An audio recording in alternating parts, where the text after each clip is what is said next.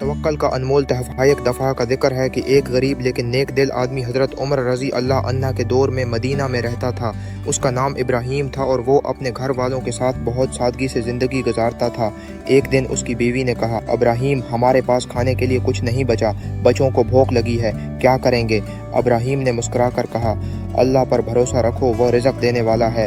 وہ مسجد نبوی گیا اور نماز پڑھنے لگا۔ نماز کے بعد اس نے دل سے دعا کی، یا اللہ، تو سب کا رزق دیتا ہے، میری مدد فرما۔ جب وہ گھر واپس آیا تو دیکھا کہ اس کے دروازے پر ایک امیر تاجر کھڑا ہے۔ تاجر نے کہا، میں نے خواب دیکھا کہ تمہارے گھر کھانا تقسیم کرنے سے میری مشکل حل ہوگی، یہ لے لو، یہ تھیلے میں کچھ رقم اور کھانا ہے۔ ابراہیم نے اللہ کا شکر ادا کیا اور اس دن اس نے سیکھا کہ سچا توکل کرنے والے کو اللہ کبھی مایوس نہیں کرتا۔ آیت، ومن یتق اللہ یجعل لہ مخرجا ویرزقہ من حیث لا یحتسب ومن یتوکل علی اللہ فہو حسبہ۔ الطلاق 2 3۔ سبق، اللہ پر پورا بھروسہ رکھو، وہ ہر مشکل میں ہمارا مددگار ہے۔